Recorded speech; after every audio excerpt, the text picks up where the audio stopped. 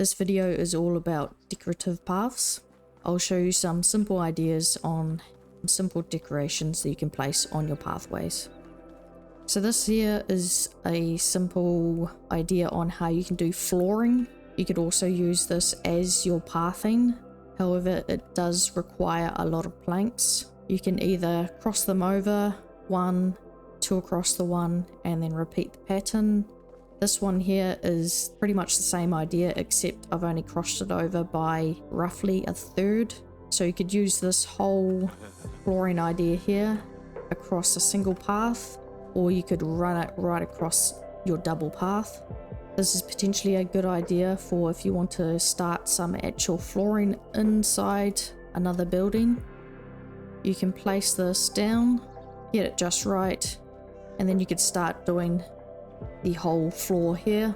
However, because they are crossing over, there is no such thing as a half plank, so you will have those little gaps on the end unless you decided to have them directly next to each other, and in that case you could cover the gaps. You can fill in by putting it on the side.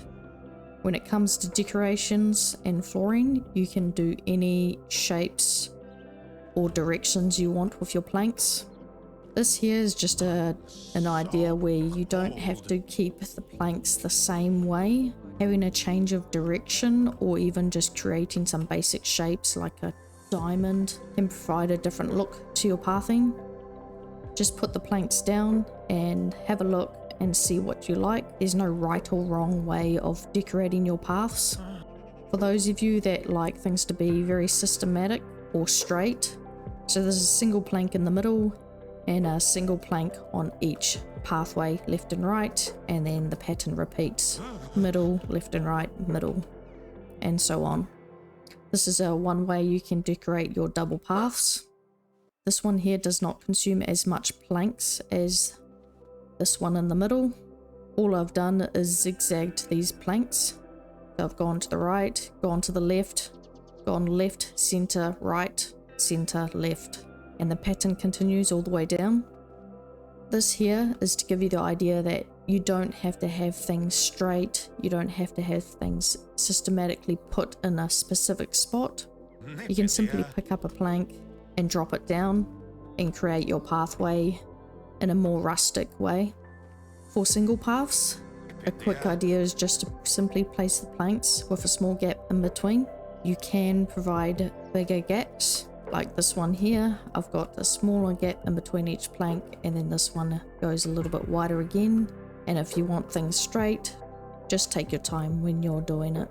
If you do see your planks or any items you've placed on the ground shaking or shimmering, this means it's trying to settle on the ground, and it will slowly move its way to a point where it will start to settle. Even though you're using your fences to border your paths, you can use your fences to border your buildings.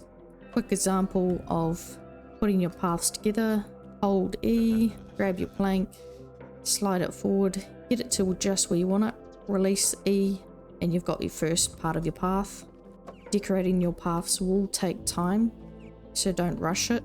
If you find you have grass or any clippings coming through your planks, you can always place your actual pathway afterwards, as your pathway or your road is what will get rid of the grass.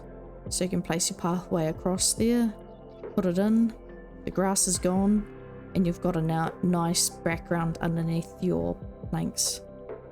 Another option is if you don't want them to have space, you can push them together and you'll have a nice solid wooden walkway. When you do pick up planks or items off the ground, they will be orientated the way that you've picked them up. So if you're standing on the side and you pick them up, they will stay that way. Anything I would recommend is that spacing makes a big difference. For example, at the moment, with the type of spacing that we have, changes the look of the pathway. So I can easily change this look of this pathway by putting these planks closer together. You can try different patterns or different ideas. For example, you can put a plank in between and do a mixture of pathing. You can even place rocks on top of your planks, or you'd get rid of your planks and you can border the side of your pathway with stones and then do a ladder with your planks down a single pathway. You can use different pathing types to indicate what types of areas you are in.